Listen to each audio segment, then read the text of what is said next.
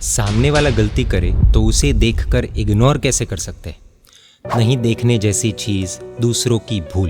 प्रस्तुत है फ्रेंड और फो बुक का एपिसोड 23। क्लास में हर दिन लेट आने वाले स्टूडेंट के घर पर क्लास टीचर की चिट्ठी आई। पिता ने पुत्र को फटकार लगाई कि क्यों रे, हर दिन क्लास में लेट पहुंचता है। पुत्र ने कहा कि नहीं पापा, मैं कभी भी लेट नहीं पहुंचता हूँ। पिता ने कहा कि तो क्या तुम्हारे टीचर जो लिखते हैं कि हर दिन बेल बजने के 5 मिनट बाद तू पहुंचता है, ये रिमार्क गलत है। पुत्र कहता है कि पापा, इसमें मेरा कोई कसूर नहीं है, प्यून की गलती है, क्योंकि मैं हर दिन क्लास में पहुंचूं उससे 5 मिनट पहले ही वो बेल बजा देता है। एक मनोविश्लेषण, साइको एनालिसिस।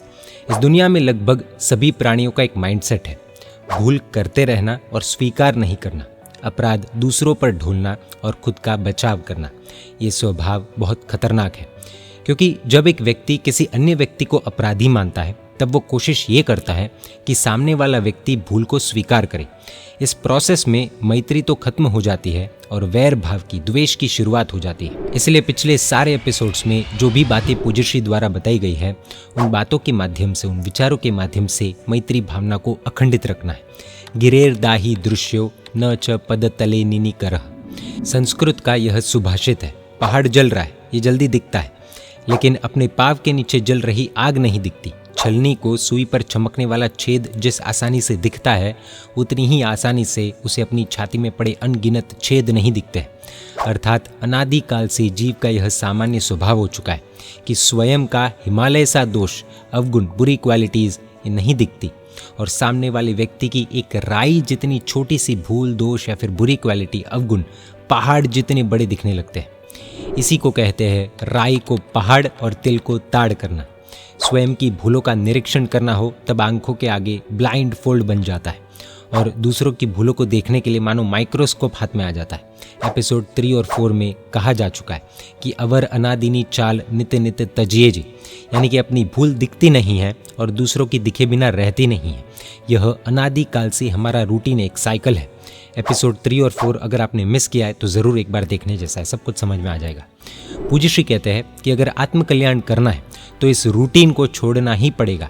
दूसरों की भूल देखनी यह हमारे लिए बहुत ईजी हो गया है। एक कथा प्रसिद्ध है। एक निष्प्रह सन्यासी के पास एक युवक आया और सेवा करने लगा। सन्यासी कुछ भी बोलते नहीं है, वे अपनी साधना में मस्त है। परछाई की तरह साथ में रहते हुए उस युवक को पता चला कि बाबा जी के पास एक ऐसी जादुई लकड़ी है जिसे कंटिन्यूसली देखने पर व्यक्ति के दिमाग में क्या चल रहा है वो देखा जा सकता है। उसने मन में निर्णय कर लिया कि किसी भी हालत में वो जादुई लकड़ी लेनी है।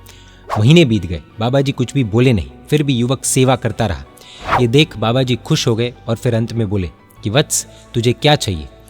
युवक को इसी क्षण का इंतजार था। वो बोला कि बाबा जी, मुझे तो आपकी वो जादुई लकड़ी चाहिए। बाबा जी बोले कि देख, मुझे देने में कोई प्रॉब्लम नहीं है, कोई दिक्कत नहीं है, लेकिन उस लकड़ी से तेरा कोई फायदा नहीं होगा, लेकिन नुकसान जरूर होगा, इसलिए जिससे तेरा फायदा हो ऐसा कुछ मांग ले। लेकिन नादान युवक बाबा जी की इस बात को समझ नहीं पाया और जिद करने लगा कि आपको अपना वचन पालन करना हो तो मुझे वो दीजिए, वरना जैसी आपकी मर्जी। बाबा जी ने आखिरकार वो जादुई लकड़ी दे दी और खुद फिर से समाधि में लीन बन गए। शिष्य ने तुरंत ही उस लकड़ी का उपयोग बाबा जी के मन में क्या चल रहा है वो देखने के लिए कर दिया, और वो चौंक उठा कि अरे, बाबा जी के दिल के एक कोने में तो धीरे धीरे क्रोध की आग भड़क रही है, दूसरे कोने में अभिमान का एक छोटा सा पहाड़ दिख रहा है, बीच बीच में माया की सामग्री भरी पड़ी थी, और कहीं लोभ की खाई तो कहीं पर छोटी बड़ी इच्छाओं के खड्डे नजर आ रहे थे।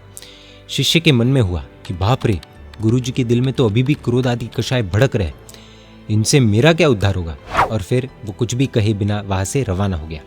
गंगा जी के तट पर आकर रहने लगा। लोगों के मनोभावों को कह कहकर धन इकट्ठा करने लगा और लोगों को भक्त बनाने लगा। देखते ही देखते उसने एक बड़ा सा आश्रम खड़ा कर दिया। बहुत समय व्यतीत हो गया। एक बार वे ही सन्यासी यात्रा करते हुए वहां पर पहुंचे। लोगों के मुंह से जादुई लकड़ी की बात सुनकर उस आश्रम में आए। दोनों ने एक दूसरे को पहचान लिया। गुरुजी ने पूछा, क्या करते हो? शिष्य ने A to Z सब कुछ बताया। तब गुरु ने कहा, सभी के दिल तू देखता है, कभी अपना भी देखा है? अपने दिल में रहे हुए दोषों का प्रत्यक्ष निरीक्षण किया है या नहीं? खुद की बुरी क्वालिटीज देखी है या नहीं? शिष्य ने कहा, नहीं, ये प्रयोग तो मैंने किया ही नहीं। गुरुजी ने कहा, अच्छा तो अब कर। शिष्य ने अपने दिल को देखने के लिए जादुई लकड़ी का उपयोग किया। क्रोधाग्नि की असंख्य भीषण ज्वालाएं आकाश को छू रही थी। अभिमान का पर्वत तो इतना ऊंचा था कि उसका शिखर ही नहीं दिख रहा था। माया की भयंकर बांस की झाड़ियां परस्पर उलझी हुई थी और लोभ समुद्र किल्लोल कर रहा था। ये सब देख शिष्य गुरु चरणों में पड़ा और पश्चाताप से गिड़गिड़ाने लगा, गुरुदेव मुझे माफ करो, मैंने अपने ही दोष नहीं देखे। जैसे को तैसा की घातकता, यह एक वास्तविकता है। मनुष्य अपने खुद में रहे हुए दोषों को, बुरी क्वालिटीज़ को देख नहीं सकता और दूसरों में जो बुरी क्वालिटीज़, बुरे दोष नहीं हैं उनकी भी कल्पना कर सकता है। आंख खुद में रही हुई मिट्टी के कण को नहीं देख सकती, लेकिन दूसरों की आंख में हो तो खूब आसानी से देख पाती है। यही हमारा रूटीन रहा है और इसे ही हमें छोड़ना है, ऐसा पूज्य श्री का कहना है। क्योंकि दूसरों की भूल दोष देखने में अधिकतर संक्लेश ही है। किसी दूसरे का दोष देखा और हमारे मन में उसके प्रति खराब भाव, तिरस्कार उत्पन्न हुआ ही समझो। फॉर एग्जाम्पल, मुझे ये परेशान करता है, ऐसी बुद्धि आई, अर्थात क्रोध को आने के लिए नेशनल हाईवे तैयार हो गया और फिर वो ऐसा करता है तो मैं कहाँ कमज़ोर हूँ, मैं भी उसे बता दूंगा। इस प्रकार बदला लेने की भावना जगने लगती है और बार बार ऐसा होने पर वैर की गांठ बंध जाती है। राजगृही का भिखारी। एक भिखारी की एक कहानी देखते हैं। 3 दिन तक यह भिखारी पूरे नगर में भटका, दर दर की ठोकरें खाई।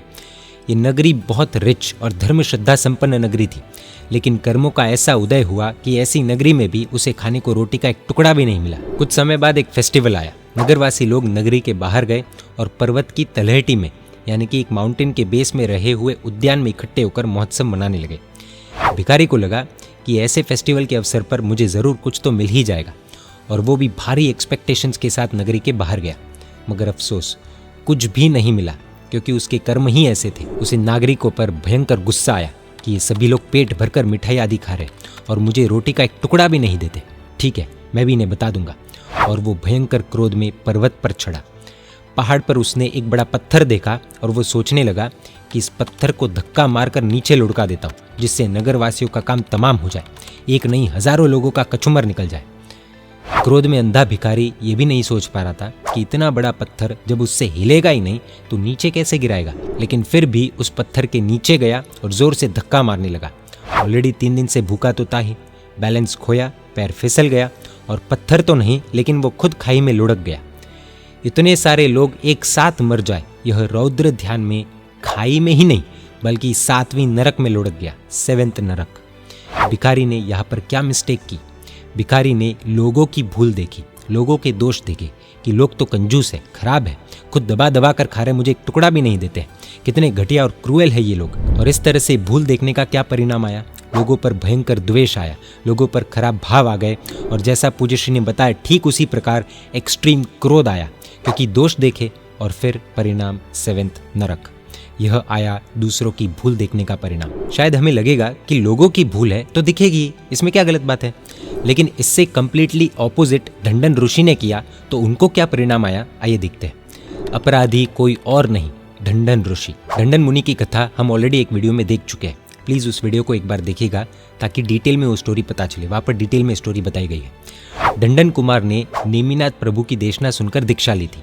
अभिग्रह किया कि मुझे अपनी ही लब्धि से जो आहार मिले उसी को ग्रहण करना। द्वारका नगरी समृद्ध थी। ढंडन मुनि नगरी में गोचरे के लिए, भिक्षा के लिए घूमते हैं।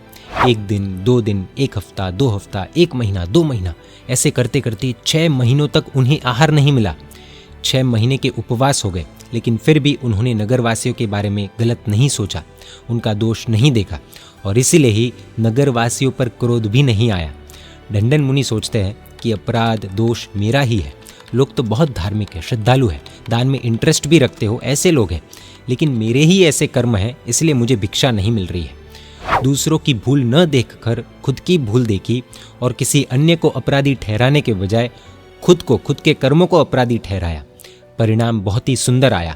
द्वेष, असमाधि, संक्लेश, क्रोध आदि से तो बचे ही और साथ ही ऐसी सुंदर स्वस्थता और परम समाधि में चढ़े कि क्षपक श्रेणी पर आरूढ़ होकर मात्र लाभांतराय या अंतराय कर्म का ही नहीं बल्कि चारों घाती कर्मों का संपूर्ण क्षय कर, नाश कर केवल ज्ञान को पाया। पूज्य श्री कहते हैं कि अन्य को गुनहगार देखने में इतना भयंकर नुकसान है और खुद को गुनहगार मानने में ऐसा जबरदस्त लाभ है, प्रॉफिट है। इस तथ्य को जानकर बुद्धिमान व्यक्ति को योग्य रास्ता अपनाना चाहिए। हमें लगेगा कि ये बात स्पिरिचुअल एंगल से तो सही है, लेकिन भौतिक एंगल से संसार में इससे कहाँ फायदा होगा? It's not practical. संसारिक एंगल से भी अनेकों फायदे हैं, जानेंगे अगले एपिसोड में। यह पुस्तक फ्रेंड और फो हिंदी, गुजराती और इंग्लिश तीनों भाषा में hrudayoddgar.com वेबसाइट पर अवेलेबल है। जय जिनशासन, जय महावीर।